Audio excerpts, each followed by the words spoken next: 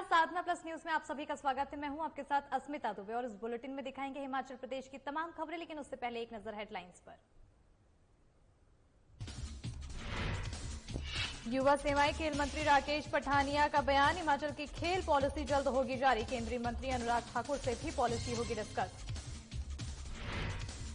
BJP विधायक दल की बैठक आज, राष्ट्रपति के दौरे को लेकर होगी बैठक। सीएम जयराम ठाकुर की अध्यक्षता में होगी बैठक।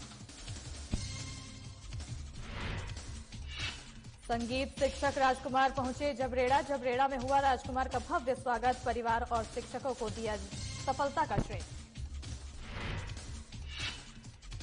मंत्री महेंद्र सिंह ठाकुर बागवानी के ज्ञान के बाद फंसे बुरे, मंत्री के बयान के बाद कांग्रेस हुई बीजेपी पर हमलावर। कांग्रेस पार्टी ने सीएम से मंत्री को हटाने की रखी मांग।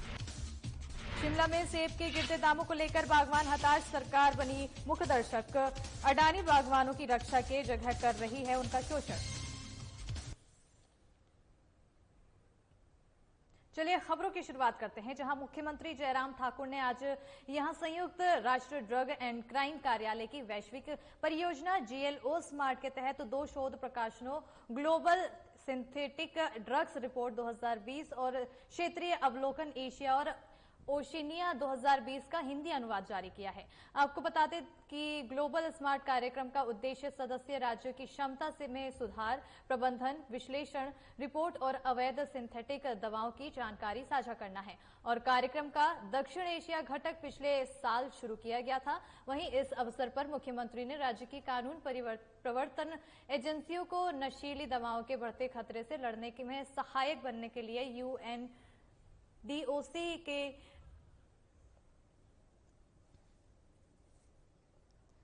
आपको बता दें कि इस अवसर पर मुख्यमंत्री ने राज्य की कानून परिवर्तन पर बात की। नशे के निवारण के लिए सदैव प्रयत्न करता रहा है और हमारी सरकार आने के बाद हमने बहुत सारे कदम इस प्रकार से उठाए हैं और जिसके बहुत सार्थक परिणाम भी हमारे सामने आए हैं। और मैं हिमाचल प्रदेश में अनुभव कर रहा हूं कि पिछली तुलना में जो सिंथेटिक ड्रग्स का जो प्रचलन एक बार बहुत तेजी से जो बढ़ने लगा था, उसको अब काफी हद तक रोकने में भी हम सफल हुए हैं।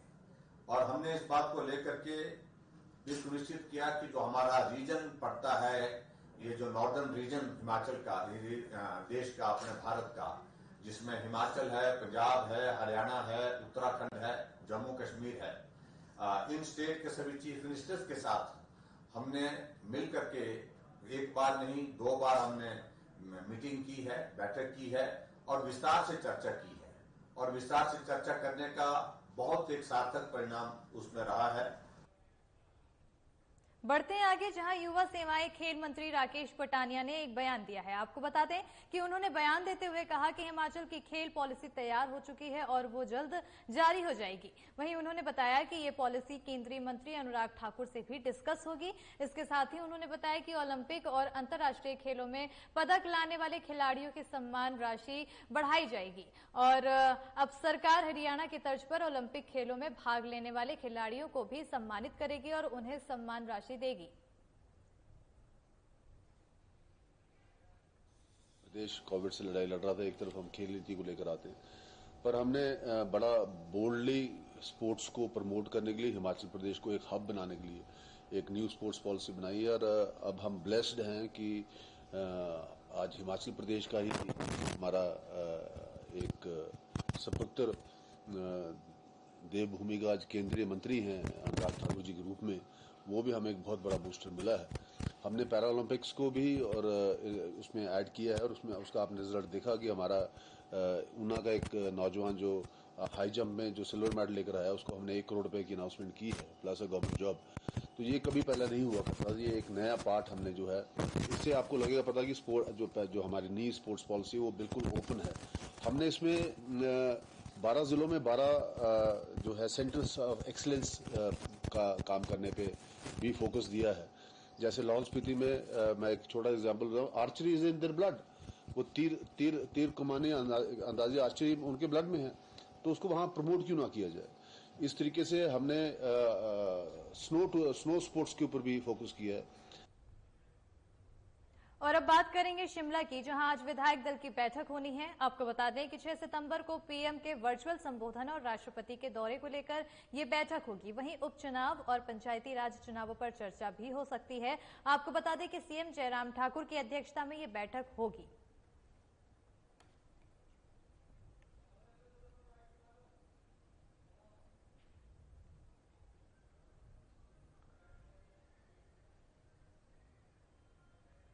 हिमाचल प्रदेश के हमीरपुर जिला के संगीत शिक्षक राजकुमार ने हाल ही में Guinness book of world record में अपना नाम दर्ज करवाया है।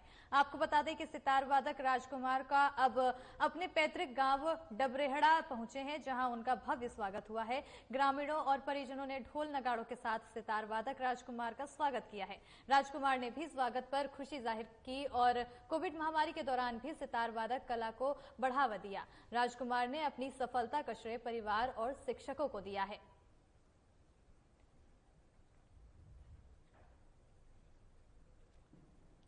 तो राजकुमार झबरेड़ा पहुंचे, जहां उनका भव्य स्वागत हुआ और उन्होंने अपनी सफलता का श्रेय परिवार और शिक्षकों को दिया। आपको बता दें कि इन्होंने हाल ही में Guinness book of world record में अपना नाम दर्ज करवाया है, जो कि संगीत के शिक्षक हैं। रिकॉर्ड एक संस्था है जो पूरे विश्व में जो आप हटके कुछ काम करते हैं, तो ये मेरा एक सपना था कि मैं अपना जो मेरा प्रोफेशन है सितार के माध्यम से मैंने एक ये प्रण लिया था कि मैं मैक्सिमम टाइम सितार लेके अपने जो भारतीय संस्कृति है उसके रागों को दिखा सकूं।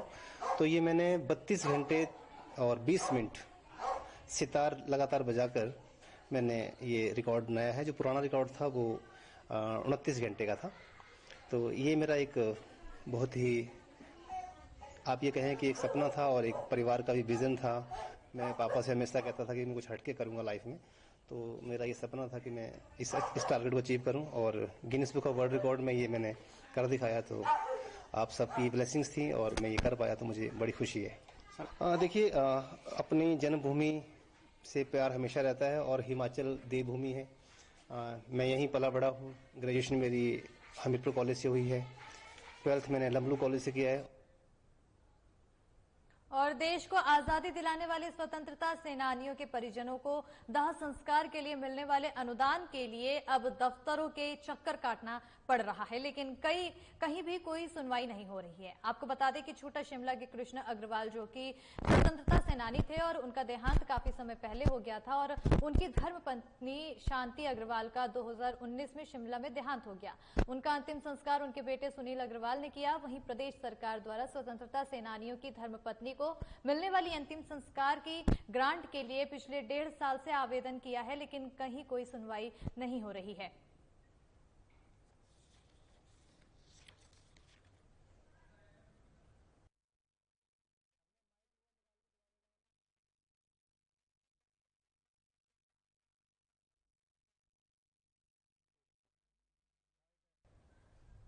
जैसे मैं आपको मामला ये था कि ये सुशील अग्रवाल जी, इनके फादर रामकृष्ण अग्रवाल जी फ्रीडम फाइटर के तौर पे जाना जाता था। उनको एक पेंशन होटल थे और उनको डेथ के बाद उनको पेंशन मिल लगी थी। उसके बाद उनकी वाइफ की भी डेथ हो गई, यानी कि इनके मदर की। इनको दाह संस्कार में करने के बाद उसके बाद इनकी नॉलेज में किसी ने लाया कि स्वतंत्रता सेनानियों के परिवार को एक सरकार के द्वारा एक सम्मान निधि, फ्यूनरल ग्रांट जिसको कहते हैं, वो दी जाती है। तो हमने इन्होंने अप्लाई किया उसको, कागज़ को लेकर के। मैं स्वयं, क्योंकि खुद चलने में असमर्थ है, उनकी बहन है घर पे, वो हैंडीकैप्ड है, तो उनका चलने फिरने में दिक्कत आती है। ये दोनों परिवार में भाई बहन रहते हैं, क्योंकि मदर पेरेंट्स की डेथ होगी, बच्चे इनके बाहर हैं। उसके बाद मैंने 23 डिस्ट्रिक्ट एडमिनिस्ट्रेशन को अप्लाई किया। उसमें 23/2/2020 को हमने डिस्ट्रिक्ट एडमिनिस्ट्रेशन DC के माध्यम से मैं इस चिट्ठी को लेकर के गया, वहाँ अप्लाई किया कि हमने ग्रांट के लिए। ग्रांट से उन्होंने ये कहा कि ये हम चिट्ठी जो है GAD को भेजें। वो लेटर यहाँ GAD को आया होगा, लेकिन इनको कोई कॉरेस्पॉन्डेंस नहीं हुआ उसका। बढ़ते आगे, जहां मंत्री महेंद्र सिंह ठाकुर खुले में सेब बेचने के अपने बयान के बाद बुरे फंस गए हैं। वामपंथी नेताओं के बाद अब कांग्रेस ने उनके बागबानी के इस ज्ञान पर सवाल उठाए हैं और कांग्रेस अध्यक्ष कुलदीप राठौर ने कहा है कि सेब बागवानों के हित में मुख्यमंत्री को मंत्री महेंद्र सिंह ठाकुर को फौरन हटा देना चाहिए। आइए आपको सुनाते हैं क्या कहा बागबानी मंत्री महेंद्र सिंह ने और उनके बयान के बाद हमलावर कांग्रेस क्यों उनका इस्तीफा मांग रही है।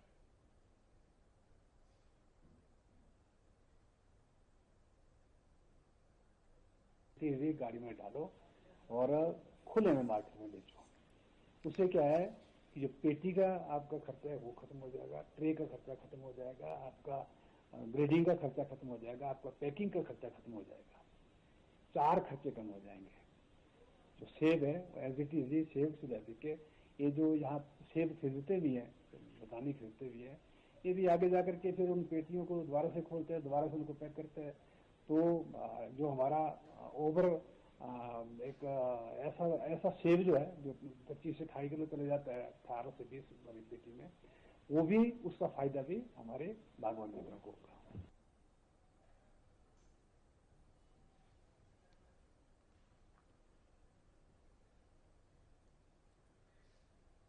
और कांग्रेस अध्यक्ष कुलदीप सिंह राठौर ने बीजेपी सरकार पर आरोप लगाया है कि उनकी तरफ से बागवानों के हितों की रक्षा के लिए कोई भी कोशिश नहीं किया जा रहा है।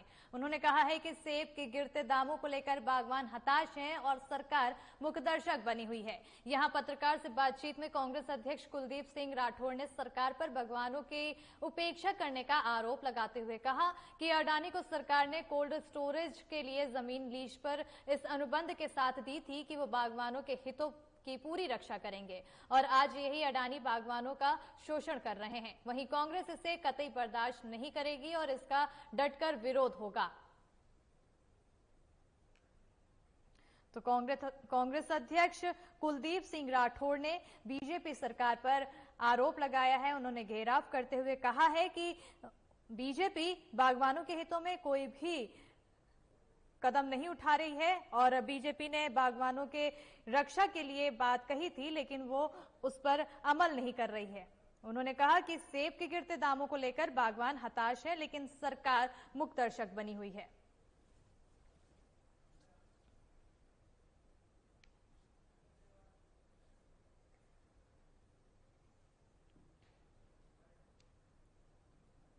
इस पूरे घटनाक्रम में अगर जले पे नमक छिड़क रहे हैं तो वो बागवानी मंत्री महेंद्र सिंह है। मैं पहले से ही कहता आया हूं कि वो बागवानी विरोधी है, उनको बागवानी की कोई जानकारी नहीं है।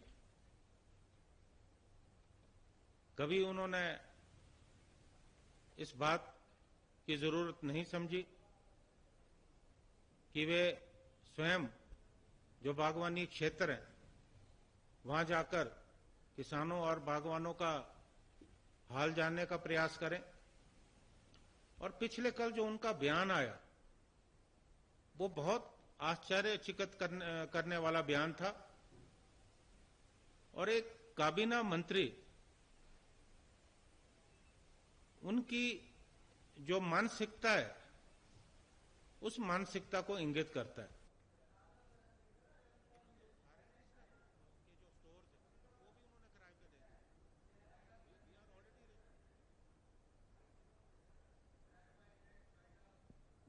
और हिमाचल प्रदेश की खबरों में फिलहाल इतना ही। तमाम खबरों के लिए बने रहिए साधना प्लस न्यूज के साथ। नमस्कार।